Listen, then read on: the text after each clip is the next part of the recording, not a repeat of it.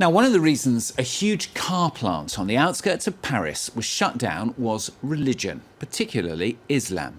Highly controversial views, of course, spoken by a centre-right politician here in France, as companies deal with the question of religious faith and its place, if you like, in the workplace. So just how are then French businesses handling this highly sensitive topic? This report from Karim Yahoui and Catherine Viette. The site of the Peugeot plant in Aulnay-sous-Bois looks like a ghost town. Signs swaying, security posts deserted as if in a hurry. The plant was the region's lifeblood, and its closing in 2013 was painful for its employees. Mounting losses, falling sales in Europe, the economic reasons for the closure seemed obvious. Nevertheless, at the beginning of this year, French politician Jean-Christophe Lagarde took aim at religion, saying Islam was partly responsible for the plant's closure. It's been kept silent, but it's a fact. One of the reasons the Peugeot-CITROEN car plant was shut down is because religious practice was ubiquitous amongst its employees. Less time on the job, less productivity. It's one of the reasons why management decided to pull the plug on this plant. This declaration sparked an outcry from the car makers' unions. Management swiftly refuted this argument. ABDALLAH MOUBINE has spent his whole career working at PSA factories. He says it's nonsense, and if religious concerns did exist, it's never disrupted the rhythm of the workday. His main argument is that employees observing Ramadan had a negative impact on production. This is not true. Muslims who worked on the afternoon and evening shift were granted 5 extra minutes to feed themselves, in addition to the required 15 minutes pause. So that's 20 minutes that these employees had to make up for. Muslim employees would coordinate with non-Muslim workers to make sure the assembly line never stopped, whether day or night.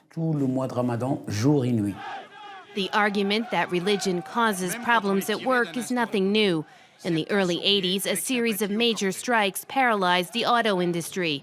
The government pointed the finger at Shiite religious instigators, despite the fact that the overwhelming majority of Muslim immigrants were Sunni.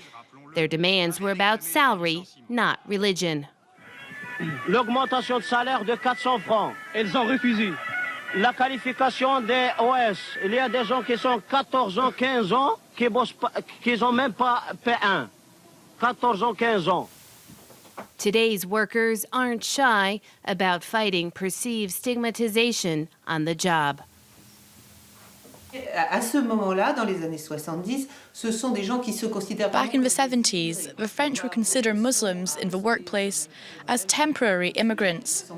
comme des gens qui sont de passage. Muslim workers themselves shared this point of view. They weren't in France to stay. Disons qu'on appelle maintenant musulmanes. But nowadays, it's no longer the same. We have French citizens born in France who are Muslim and aren't going anywhere. They no longer want to tiptoe around, asking, "Excuse me, please, may I practice my religion?" They consider they have rights, and often enough will assert this claim. Here in France, there is a strict legal separation of religious and civic life. It's known as laïcité, and it applies to those who work in the country's vast public sector, like the Paris Transportation Authority. The RATP was the focus of unwanted press when it emerged that one of the men involved in the attack at the Bataclan concert hall was a former employee.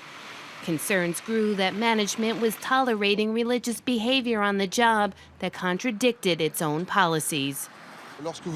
For us bus drivers, there have been cases when at the end of our shift, when we head back to the depot to hand over the bus to another colleague, well, it's happened that Muslim colleagues have refused to drive the bus because it was a female driver who had just been at the wheel. Since 2005, a laïcité or secularity clause has been part of the company's labor agreement. In 2013, RATP started publishing a practical guide to secularism. We had rules limiting this kind of religious excess, But perhaps we did not implement them the way we do now. The 2015 terror attacks, which have traumatized France, have completely changed the collective consciousness. It's a different state of mind. And companies are on the same wavelengths, realizing they too have to remain ever more vigilant. For private companies like insurance giant AXA, the situation regarding secularism is less regimented. For example, management allows religious symbols to be worn by its employees. AXA France has a specific approach when it comes to religion in the workplace.